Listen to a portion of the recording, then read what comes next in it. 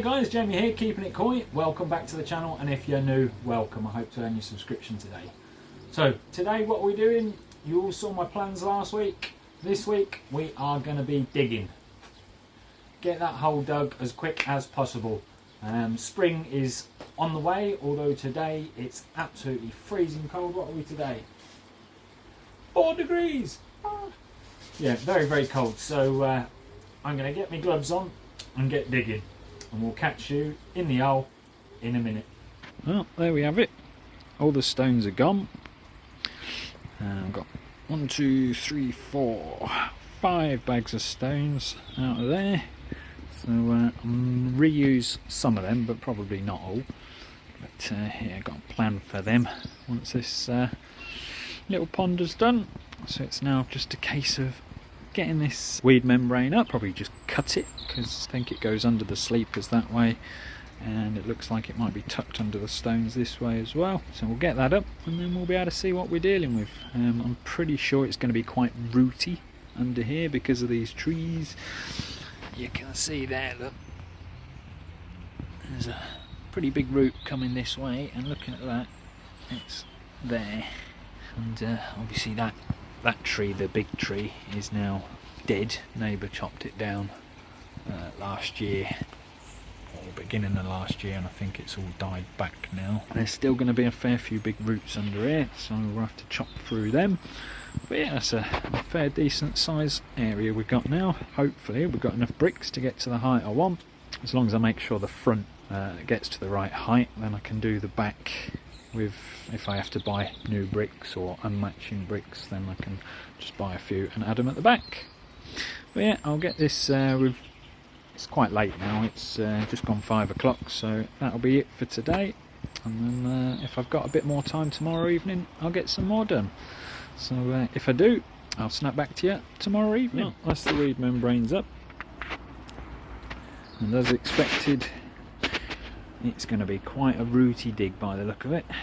Not massive roots. I think the really big ones on the surface there, looks like I've already chopped through when I laid the stones, but we will see. I will get to start digging, and we'll see what we come up against. Catching a bizzle. So I've got another afternoon free, and boy am I out of breath.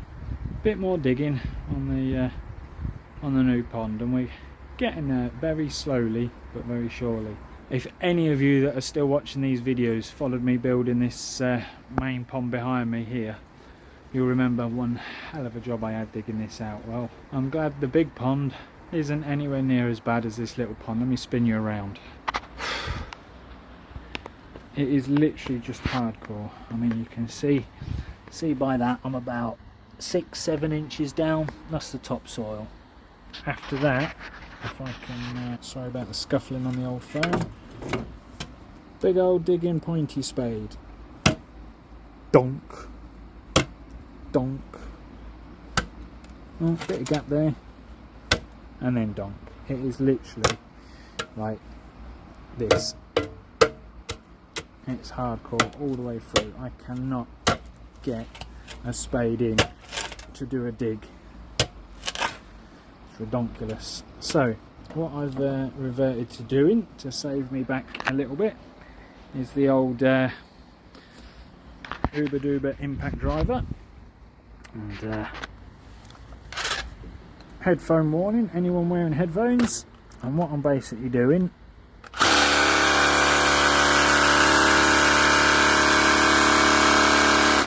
in there like that, and I'm breaking it off bit by bit. One more time, headphone warning.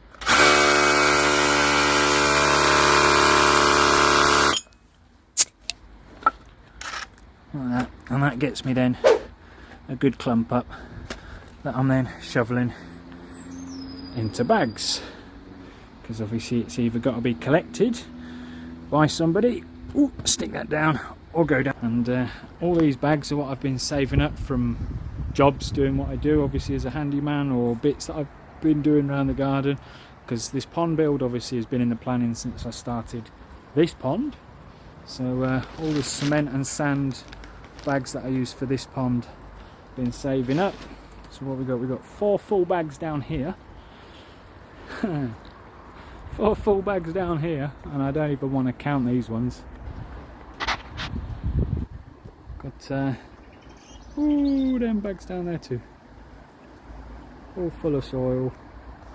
That's just the soil in them bags from the topsoil, and then obviously what I'm doing now, these are the hardcore slash soil. There is obviously soil in it as well, as you can tell. But yeah, if anybody in or near Peterborough wants some very good free draining hardcore type soil, if you're levelling a garden or filling in an old pond, I'm gonna have plenty of bags free to anybody that wants to collect it. So if you need any soil, hit me up in the comments. So on that note, I'm gonna keep chiseling away and see if we can get down to just below a foot minimum, because the plan is to have at least 1 block underground, and obviously I need a good thick, doesn't need to be uberly thick of a base. I mean, what, it's 1.7 meters by 1 meter internal measurements. It doesn't need to be too deep. The thicker I can obviously get that concrete slab at the bottom, the better, I suppose. It needs to be at least as deep as the 2-inch drain that I'm going to use. I was going to use a 3-inch drain, but I can't really make it gravity fed unless I can get an easy pod, which I can't find a cheap second-hand easy pod for love nor money at the minute. So again, if anybody has a cheap or second-hand easy pod going at reasonable cost, hit me up down in the comments, and then maybe I will go to a 3-inch drain. If anybody has one or knows of one, let me know, somewhere near Peterborough, or at least drivable anyway. Catch you all in a bizzle. Hey guys, so yeah, it's that time of the day again. Just very quickly, we're going to have a look at the comment of the week. So, oh my god, there's been so many fantastic comments this week. I really do appreciate absolutely everybody that has commented on my plans video to give me ideas and whatnot. I've changed a few things in my head. I think I mentioned it earlier. So yeah, some things are going to be changed, but yeah, just really appreciate it. So many great ideas, great suggestions. So it was really hard to pick the comment of the week this week, but I know this guy's given me a few shout outs over the years, so I'm going to return the favour. This comment of the week here is Martyn's Koi Pond and Garden, and he says, "Hi Jamie, firstly your koi are looking good. Secondly, I think your plans will work. The only issue could be with the minus temperatures we had this year. The tempest and shower may become unusable. If it gets that bad, would it not be better to put a second-hand easy pod before the shower instead of the tempest? I hope this helps, buddy. Cheers, Martyn." Martyn, I completely agree with you, mate. To be honest, in my head, that was my original thought. The only reason my plans were as they were on the drawing and in my head at this stage is because I have a tempest that I got from Dave at Eden Koi Pond. Second-hand tempest, all good, all here, ready to go. And secondly, I have been trying to find a second-hand easy pod for months. Can I find one? Can I heck? Any of them that are near Peterborough, people are asking £400, £500, £600 and up. Yet all the ones that you see online for 200, 250, even 300, fantastic prices, they're all like well over 100 miles away. So by the time you've taken time, fuel, a day off to go and pick it up, you know, I might as well pay 400, 500, 600 quid from one in or near Peterborough. So yeah, still looking for a second-hand easy pod. I have decided I am going to put sorry, I'm being attacked by Nala. You ain't said hello to everybody for a while, Nala. Come say hello. Hello everybody. I'm attacking Jamie. Kisses. Thank you. But yeah, I am going to be putting, as I was saying, I am going to be putting a filter of some kind before the tempest, whether it's an easy pod, whether I make my own settlement chamber, just because I can. And out of all the comments, that was probably the most sensible comment on there. Even Dave at Eden Koi Pond, who has recently used a tempest as a main filter, has suggested the same thing as well. So yeah, I will be doing that. in regards to the skimmer line, a few people have said about the skimmer line. Nala, please stop attacking me. Let me swap hands. There we go. You can have this hand. But yeah, this skimmer line and the bottom drain on the same pump. A few people have messaged me in regards to that. Yes, it would work. We're all in agreement that it would work. It's just not ideal. But with the skimmer and the bottom drain going through just a tempest, the general concern was it could get blocked up really quick. And if you're not there every day emptying it, do you want to get it blocked up and burn out your pump? Not ideally, no. So yeah, plan is to do gravity fed then into a easy pod or settlement chamber, something like that, and then pump from there up either through the tempest or get a separate pump and do it separately. But I may even not add a skimmer into the wall.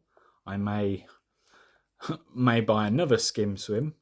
That's the Oase skim swim, because I've tried a few floating pond skimmers, and the only one I actually really liked was the Oase skim swim.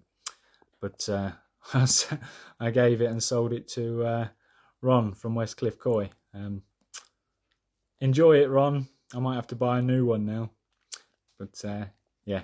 Anyway, let's get back outside. Let's get to digging, and let's get this pond dug. Catch you all in a bizzle.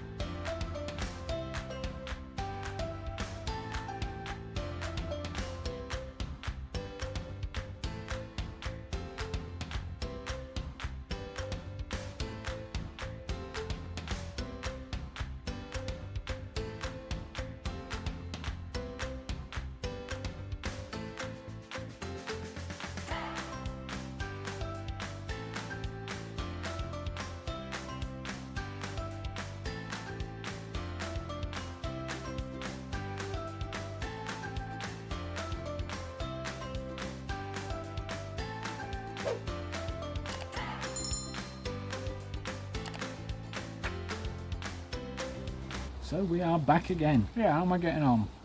Hard, very hard work. But we're getting there, we're digging. The fish I rescued the other week have all settled in really, really nice.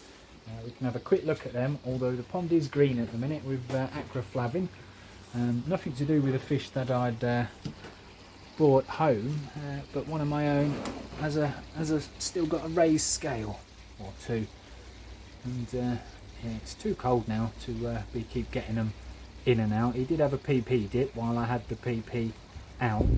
It does look like it's getting better, but it's still raised, so I just thought I'd do an acroflavin treatment just to make sure, as so to speak. But let me spin you around and you can have a look. So yeah, as you can see, they're all happy as Larry in there. Can't see it. Oh, there's one new one just swimming off down there, not that you can see him. He's the dark grey one, and the one with the raised scales not in view at the minute. Oh, here comes one of the new ones. Oh, Sankey shower. I think it was a shower, just the sumi and whatnot has all faded over the years.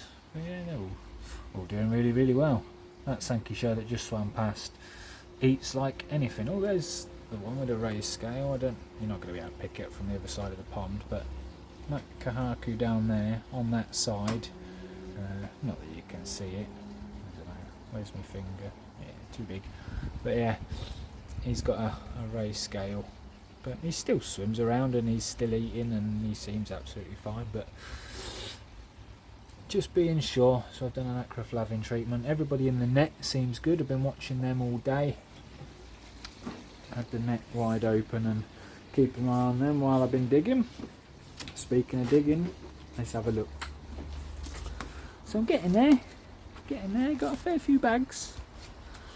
So yeah, we're quite deep in there now, over a foot at that end.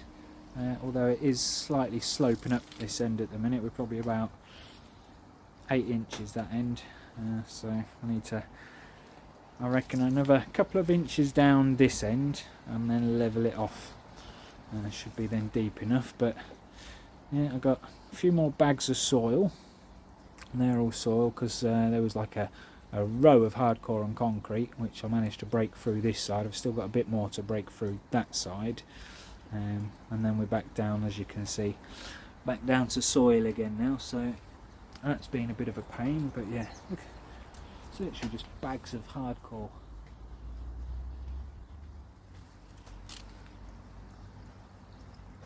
Which is quite good actually, because doing some different digging at the minute. Got a big old trench in front of the old filter house being dug, and there's a reason for that. I'm sick of when it rains, the ground swells and then I can't open my doors fully. So what I've decided to do, it was a bit of a spontaneous purchase. I was sitting on the sofa this weekend, just gone, and I said to the missus, "Are you walking Nala today?" "No, it's raining." "I know, you can take us to Dobby's." "Keep your mouth shut, Jamie." But no, good times. I like going to Dobby's anyway. They got a little koi shop there, Maidenhead Aquatics. Always worth a look. But yeah, on the while we were there, there was a bit of a sale on some of their end of season items or end of line items, and I managed to get hold of some lovely sandstone slabs. Should have been £9.99, but got them for £2. £2! Can't grumble at that, can we? But yeah, let me spin you around and show you them. Yeah. Only 30 by 30s. I've got 15 there, so 30 quid's worth. Should have been 150 quid's worth, so I can't complain at that. Well, 150 quid's worth minus 15p. But yeah, 15 of them, although I'm only using 14 of them, but I thought, well, I'll buy one extra in case one gets damaged or whatnot along the way. Well, they've made it home, and they seem to be fine. But yeah, 2 rows of them in there, 2 rows of 7 all the way back, and that'll work out good, and then I can open the door fully. I've tried and tested it. It does ever so slightly get caught on this lip just here, so all I've got to do is, while I'm whackering the sub base in, I'm going to squish that bit down as well, and then the doors will swing open absolutely fully. But it always used to get caught along there. There was like a raised bit along that bit there, and only when it rains. In the summer, when the ground was dry, obviously it shrinks and contracts and the doors open fully. But by the time I got round to building this summer house, obviously it was middle of summer. So yeah, but I've got plenty of hardcore. I've just dug out for a sub base, so I certainly won't be needing to get any of that. Oh yeah, look, also pulling out, anyone remember following my massive my big pond build, the massive lumps of concrete I pulled out? There's another one. Hopefully I won't find too many more of them in there. Shouldn't do. I've only got about 6 inches to go down there, and then just a couple off that side. But yeah, that's where I'm up to. That's been one full day of digging, 1 half day of digging, and a couple of hours of digging after work. Ooh, and my back is absolutely aching, and that includes obviously digging this trench down here as well, so not doing too bad. But yeah, without my hammer drill, the little jackhammer setting on there, oh, I'd probably still be 3 inches down. It was a nightmare. You literally, as soon as you put a spade to it, tunk, tunk, you just tried the pickaxe, no good. But yeah, while the fry's been open all day, because it's been, as you can tell by the lovely blue sky behind me, it's been a really nice day. So we've had the fry open. They're doing all hunky glory. Not that you can see them very well in there, but that's another reason I'm building this new pond, because where the sun always is in the garden, that pond, and to be honest even the main pond, a struggle because obviously with the glare, but this new pond is going to have the wood as a backdrop up there, which I could always paint black if I wanted to, and then the sun is behind me, so we'll get an awful lot less glare. Yet when we look at these guys in here, the sun's always over there somewhere. But yeah, these fry are doing, well, I say fry, they're doing this eye end of this summer. We'll run away now. All right down in the back corner, typical. But yeah, there's some crackers in there. There's certainly a few that's obviously going to grace the main pond. There's my grow and show Goshiki in there somewhere. My little 4-step kahaku. Oh, just swimming into view there. I don't know if you can see him. I can. Not on the phone, but I can see him with my eyes. Nice kajaku in there as well. Oh, and me, not that you'll see that one, but he's down there. My golden corn. Here he comes. Little golden corn, that's him. That's him. But yeah, they haven't grown much this year because obviously this pond's been really cold this winter. But the big fish though, I swear they've all grown. Swear they have. I know Vince mentioned it the other day that he reckons his have all grown over winter, and I think mine have as well. They've certainly grown since the last few went in here in September. That was when I put, other than the new ones I've just rescued. Like this little fella here, just coming into focus now, the little black and white one. Looks like a Shiro, but he's metallic, so I can't remember his name. But yeah, he was 24 to 26 when he went in here now. I reckon he's a good 36 now. And that's since, as I say, since sort of end of September, October time last year. Aragoki Kahaku there with just the one spot on his back. He was just over 30, he was 31, 32. Well, he's over 40 now. So yeah, they've grown well. They've grown well. Not, as I say, not that you can see them because the net and the glare and everything else. So yeah, I'm going to stop waffling because I'm just waffling. We're getting there. So stage 1 of pond build, digging an hole, nearly complete. Probably would have been complete if I didn't start digging the hole over there. Yeah, obviously, actually, just before. Obviously, you've seen all them bags. There's a lot of bags there. I can't be bothered to count them. That's not even half of them. Got all these bags here. I'm out of bags now. Used every single one up. So I got all them bags. I started off as well, and obviously removing all the stones that was on here. And as I've been digging, I've been removing big lumps of pebbles and hardcore. So you got the big pebbles in there, the big hardcore in there, and then all them are the stones. So there's all them bags and them bags and them bags. So that's a lot of bags. And then right down the bottom of the garden, if I climb over everything, obviously I've run out of bags and I'm still digging. So I've been filling up this again. So I've also got nearly a ton of soil in there. It's not far off from the top. So it probably will be overfilled by the time I've finished. But at least I've got some easiness because my plan is to get this bit dug first. Squeeze through again, yeah. Get that bit over there dug.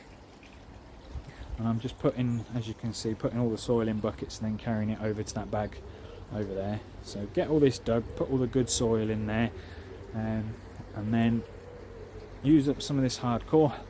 Probably need 4, maybe 5 bags of that as a sub base in there for the slabs, and then I'll have another 4 or 5 bags to dig up some more hardcore in there, because I don't really want to mix the hardcore with the soil in case somebody wants the soil or the hardcore. You know, keep it separate and you can advertise it better then, can't you? If you just say, oh yeah, I've got some topsoil for sale, and people turn up and it's full of stones, they go, nah, and walk off.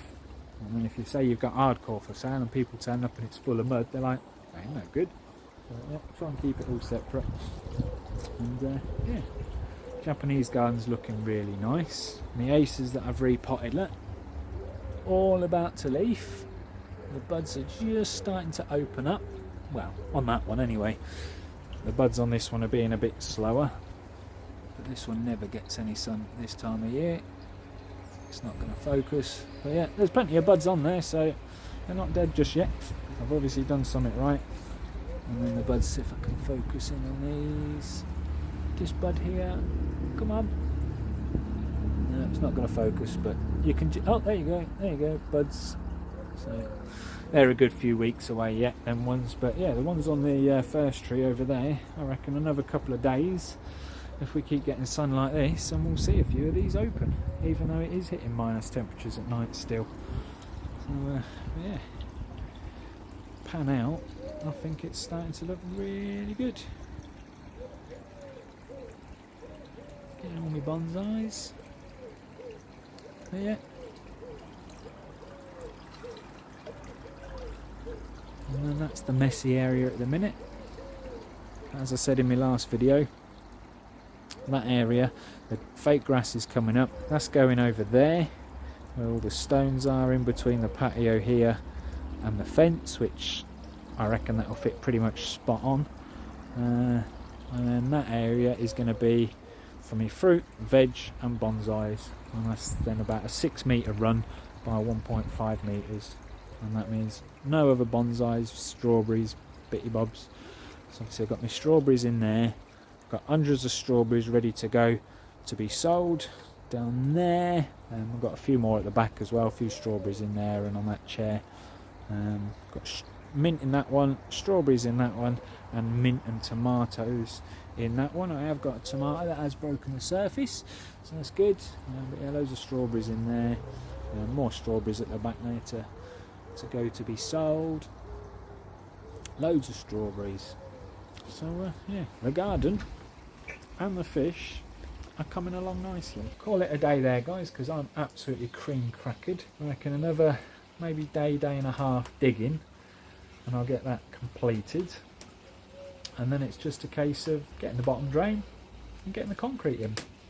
Quick question as well, if you're still with me at the end of this video, this pond, as I've mentioned before, is 1.7 metres long by 1 metre wide.